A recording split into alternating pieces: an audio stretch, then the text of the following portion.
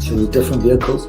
But from your point of view, at the sort of normal end, I'm not going to call it the low end because I'm in that boat as well. It's as tax efficient as you can get it. That's where you start. You use all the tax efficiencies and then you step up into different things.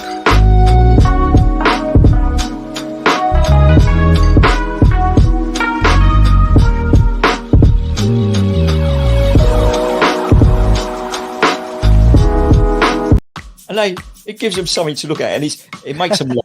It makes them laugh. So that's why I do it. Oh, and it could be a really good pickup line as well. Ladies who ask, "Hey, excuse me, so why are you wearing something so colorful?" I mean, hey, you can always have something up on your sleeve. I mean, got me thinking. You want to stand out. Why do you want to stand out though so much, especially with these kind of shirts when you're riding? There must be a purpose behind it, right? Well, when you say a purpose, Nick, what I do, I wear the shirts, mainly one because they're nice and bright. So they make me visible, especially if I'm riding on the road. Okay. I mean, that's very important, right? Because you want cars, Very important.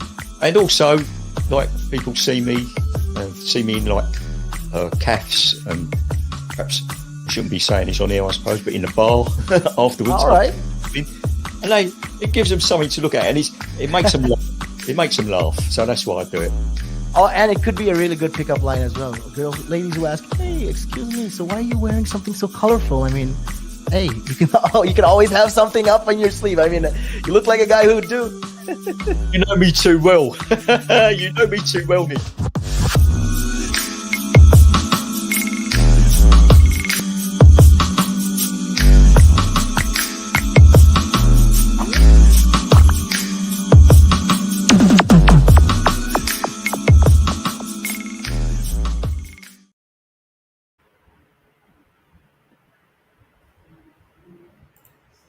Hi guys, welcome back to the show. It is your girl Sarah right here on Relaks Radio, and I am super excited to be here, all right, because we're having a very important and interesting conversation, I might add, with regard to the UK evacuation that is supposed to end in Kabul within 24 to 36 hours, all right. Now what that essentially means is that refugees are not actually going to have enough time to actually flee Kabul, all right, and that's going to be a big problem given the fact that the Taliban actually announced that these people couldn't actually leave the airport especially after they have especially after the troops leave Afghanistan, all right. Now make sure to stay tuned because we're actually going to head into a very short break, and after that we will be back to discuss this more, but until then make sure you stay tuned.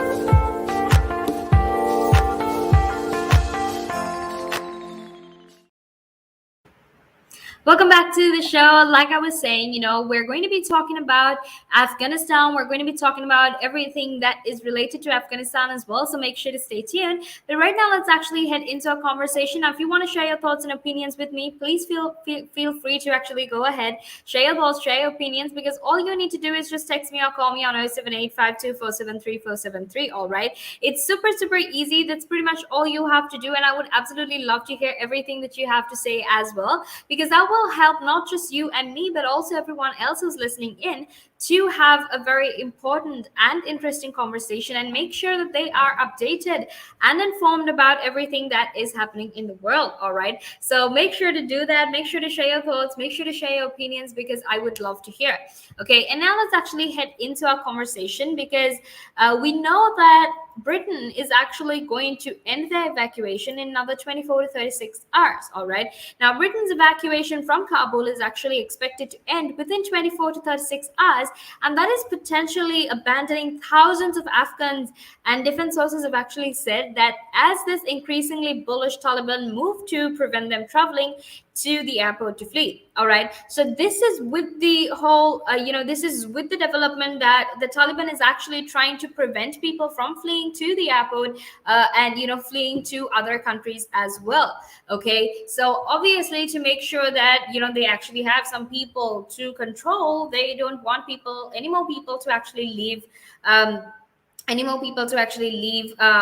Afghanistan. All right, now the US President Joe Biden actually rejected pleas from the United Kingdom for the humanitarian airlift to actually continue beyond 31st August at a virtual meeting of the G7 leaders on Tuesday. All right, now this also triggered claims from conservative MPs that the special relationship is over, and in fact the US UK relations were about to enter the lowest point since Suez. Okay, and I'm not sure if you know the whole story, but remember when British military, or British troops were trying to leave the they were forced to leave the Suez Canal, and that whole thing. If you have, or what, if you actually don't know about it, you can you can do what everyone else does and read up on it on YouTube, but like I did, you can just watch The Crown and really just make sure that you're informed about that. But this is what they said. They said that US UK relations are in fact going to enter the lowest point right now. After G7, UK defense sources actually told that the US military is believed to need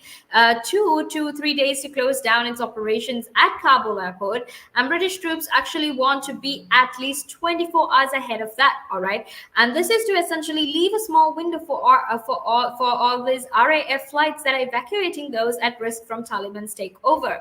All right, so with that in mind, we need to keep in mind that all Western forces are in fact set to leave within the next few days. Okay, now statement from Boris Johnson after the G7 summit actually focused on what he called a roadmap for future engagement with the Taliban, right? Which seems to be, quite a tacit acceptance that world leaders are in fact right now very powerless in the face of the group's takeover of Afghanistan after the 20-year war. Okay, now the UK Prime Minister did not actually mention sanctions, but instead what he did was he set out conditions for unfreezing billions of dollars in aid, including the education of girls up to the age of 18. All right, now we know that the World Bank has already cut off aid, and they're basically, not giving any more money to Afghanistan because of the Taliban takeover.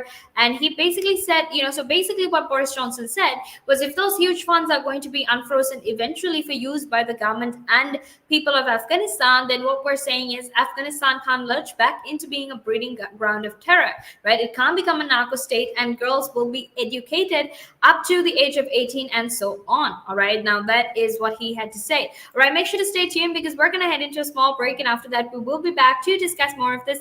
But obviously, until then, make sure that you stay tuned.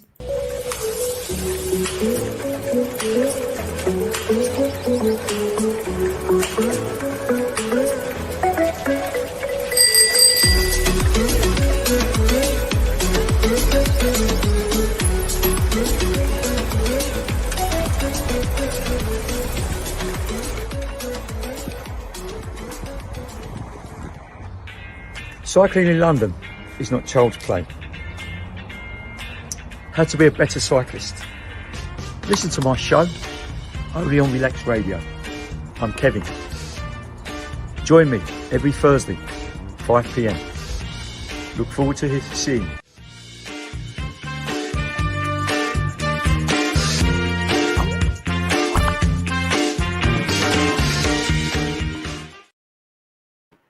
Hi guys, welcome back to the show. It is your girl Sarah right here on Relaks Radio, and I'm super excited to be here because we're having a very important conversation with regard to the UK evacuation that is supposed to end in Kabul, right?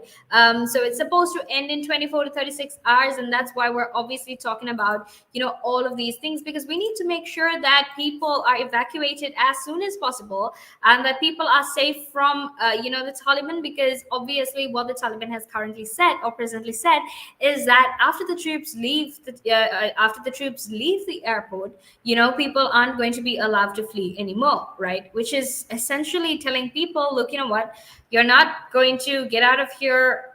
We're not going to let you get out of here. And the truth is, if I was told that, I would be so terrified.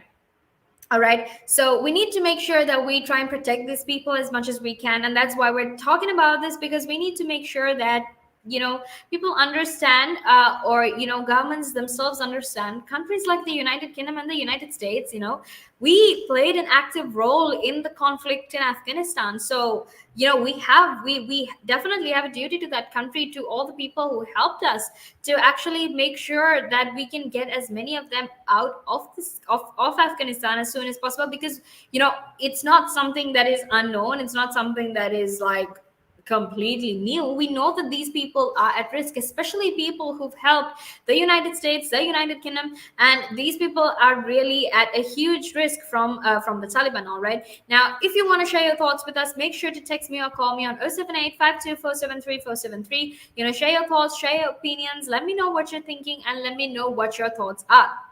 All right. Feel free to share them with me, because I would love to hear everything that you have to say. But also don't forget to go like us on Facebook, follow us on Instagram, Twitter, and TikTok, and actually make sure that you subscribe to our YouTube channel as well. And don't forget to download our app, because that's available on both the Apple App Store and the Google Play Store. And that will definitely help you stay informed and updated about all of these different things that we're talking about. All right. But back to our conversation about, the British evacuation. Now, on Tuesday night, Biden actually said he wanted all US troops to be withdrawn from Afghanistan as soon as possible before the 31st of August deadline. All right. Now, but he also said that, contingency plans are being drawn up to extend the withdrawal should that become necessary. Okay. Now, Biden said his discussion with G7 leaders today had been productive, and he also told reporters that there was strong agreement among the leaders, both about the evacuation mission underway, as well as the need to coordinate our approach to Afghanistan as we move forward. All right. Now, the leaders of the EU, the NATO, and the UN as well all agree that we will stand united in our approach to the Taliban, and we will judge them by their actions and stay in close coordination on any steps that they may take moving forward. All right. So essentially, they're going to maintain a united stance, but we don't really know how exactly that's going to work out. So far, all the information that we have is, they'll take or maintain a united front with regard to the situation in Afghanistan. All right. Now, Britain is actually among nations pushing to establish whether a civilian-run airport in Afghanistan could actually be used after 31st August, and that is possibly operated by Turkey, right? In the hope that those at risk from the Taliban, that is human rights activists, judges, prosecutors, and even LGBTQ plus advocates, will be able to find a route to safety. Okay. Now, the US refusal to extend its presence in the Afghan capital was in fact anticipated. This is not something that we didn't anticipate, and it's not least as the Pentagon had not least as the Pentagon had ruled out a change of plan while the G7 meeting was still taking place. But in fact, it still prompted significant anger among Tory MPs and ministers. Okay. Now, a lot of the fury largely remains focused on Biden, but Downing Street is, aware that the G7 meeting will be seen as another sign of Johnson's limited sway with the White House. All right. So that is what the discussion is. Now, make sure to stay tuned, because I will be back in a few more minutes to discuss more about this. But until then, make sure you stay tuned, because we're actually going to head into a small break right now. And after that, we will be back to discuss this further. The valuations that you place on an asset are always behind you. It's always in hindsight. It's never in front of you. And that's one of the challenges, right? Because you're always valuing what happened yesterday. And what you need is what's going to happen tomorrow. What am I saving or investing for? Why am I doing it? When will I need the money? And how much money do